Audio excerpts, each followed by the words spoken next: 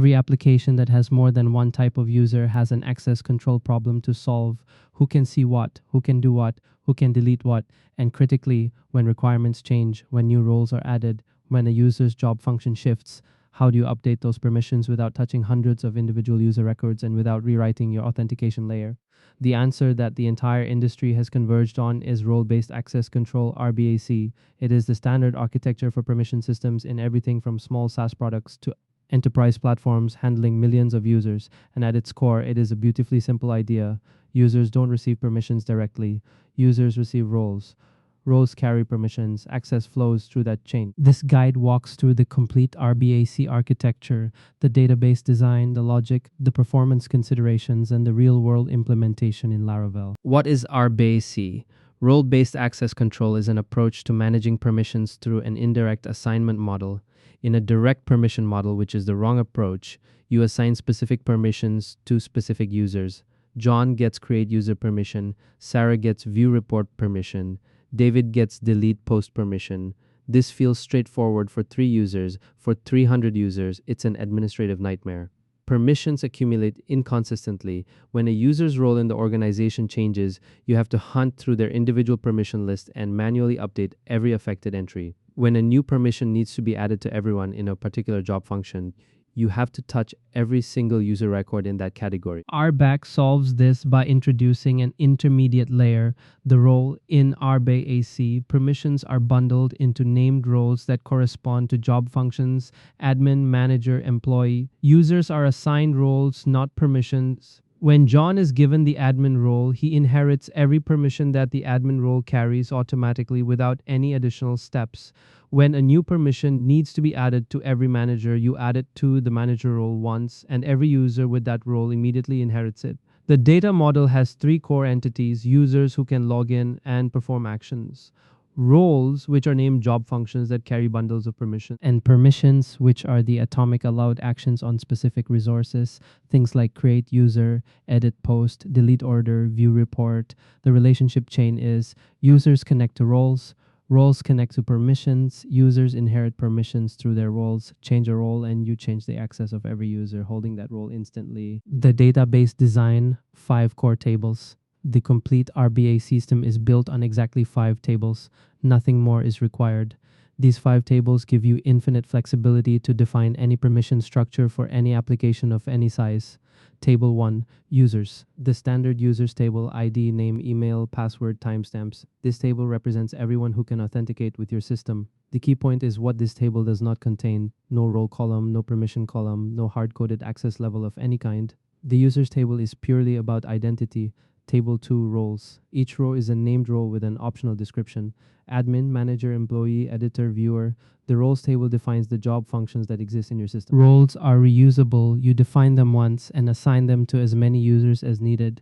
Table 3, permissions. Each row is a single atomic allowed action: create user, delete user, edit post, view report, export data. Permissions should be granular, 1 row per distinct action. The naming convention matters. Use a consistent format like resourced action, users create, users delete, orders that view. This makes your permission system self-documenting and easy to manage as it grows. Table 4, role permissions. This is the first pivot table. It connects roles to permissions in a many-to-many relationship. The admin role might link to 20 permissions. The manager role might link to 8. The employee role might link to 3. A single permission, like view report, can belong to multiple roles simultaneously. This table is what makes roles flexible. Table 5, user roles. This is the second pivot table. It connects users to roles, also many to many. John might have both the manager role and the editor role simultaneously. Sarah might have only the employee role. This table is what makes user access flexible without touching the users table itself.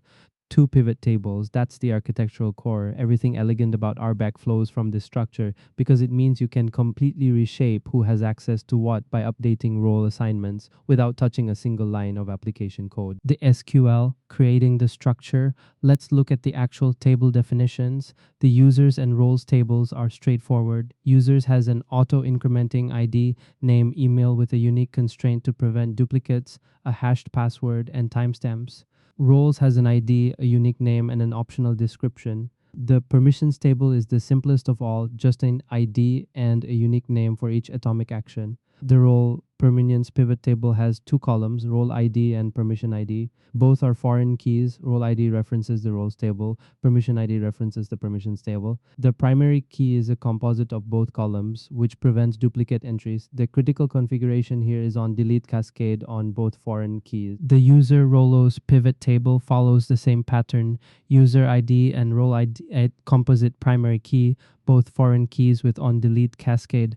That cascade behavior deserves emphasis. When you delete a role, every row in role permanence that references that role is automatically deleted. No orphan permission assignments, no ghost records pointing to a role that no longer exists.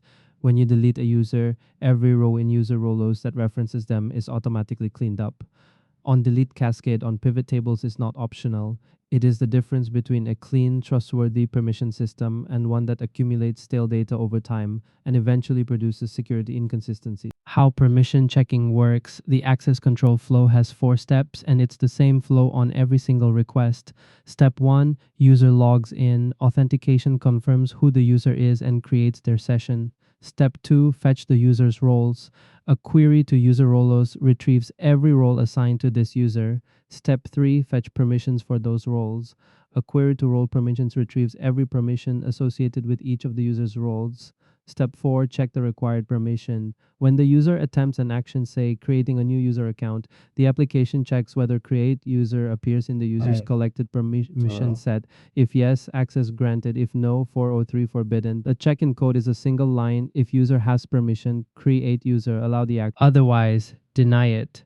One important rule about multiple roles: when a user holds more than one role, their permissions are the union of all permissions from all their roles, never the intersection. If John is both a manager and an editor, he gets every permission from the manager role, plus every permission from the editor role combined. He doesn't lose permissions by having more roles, he gains them. This is the standard and expected behavior, and it's what makes assigning multiple roles to a single user practical. Best practices: 4 rules that matter. Rule 1, always use pivot tables. Never hardcode roles or permissions anywhere else. The single most common RBAC mistake is storing a role name directly on the users table, a column like users.role equals admin. This feels fast and simple when you have 3 users and 2 roles. It becomes a catastrophic design problem when you need a user to have multiple roles, when you need to add a new permission to all admins, or when you need to rename a role. Once you've built business logic around users.role equals admin, untangling it is painful. Use the pivot tables always. Rule 2, use a consistent permission naming convention. Every permission name should follow the same pattern. Resource.action, users create, users.read, users update, users.delete. Orders.create, orders.view, reports.export.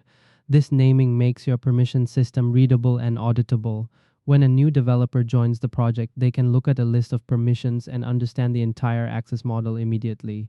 Avoid arbitrary names like permission 1, perm 2, or p3. They become unmaintainable the moment you have more than a dozen permissions. Rule 3, index your pivot tables. Without database indexes on role ID in the role permissions table and user ID in the user roles table, every permission check requires a full table scan.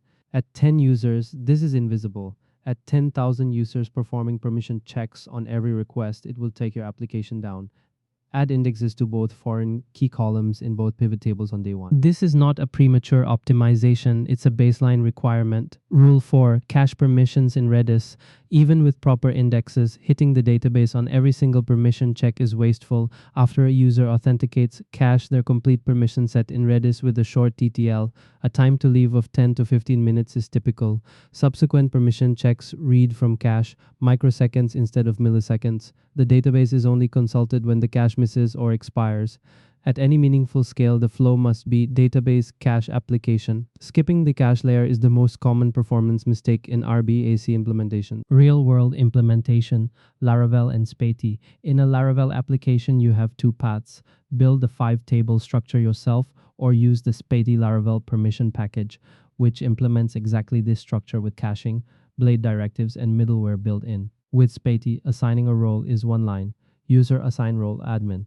Granting a direct permission override is equally simple. Checking a role, user has role admin. Checking a permission, user can users create. In blade templates, the can directive lets you conditionally show or hide UI elements based on the current user's permissions. Can users create to show a button and can to close the block. Spati also handles the caching layer automatically. Permissions are cached after the first lookup, and the cache is invalidated when roles or permissions are modified.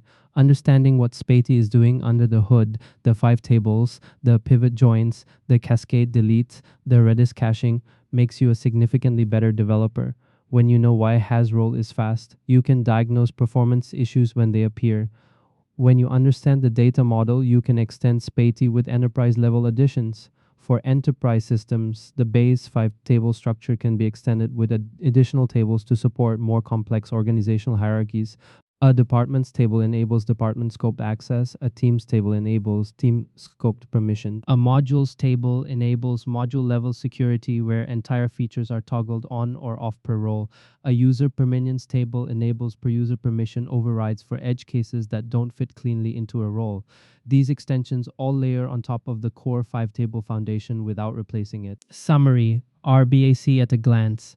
The 5 tables: users who can log in, roles, named job functions, permissions, atomic allowed actions, role permanents, the pivot linking roles to permissions, user roles, the pivot linking users to roles, that is the entire system. The core rule: never assign permissions directly to users, always go through roles. Direct user to permission assignment is how permission systems become unmaintainable. The access check: user logs in, fetch their roles, fetch permissions. For those roles, check whether the required permission is present, grant or deny. One database query at login time, one cache lookup on every subsequent check. The performance requirements: index both foreign key columns in both pivot tables. Cache permissions in Redis after authentication. Never hit the database on every permission check in a production system. The production recommendation: use the Spati Laravel permission package. It implements this exact architecture with caching, blade directives, and middleware included. Understand what it's doing. Don't treat it as a black box. RBAC is not a feature you add to your application. It is the foundation that every secure, scalable application is built on. 5 tables, 2 pivot joins, a caching layer, and a clear naming convention, and you have an access control system that scales from your first user to your millionth without ever needing to be rewritten.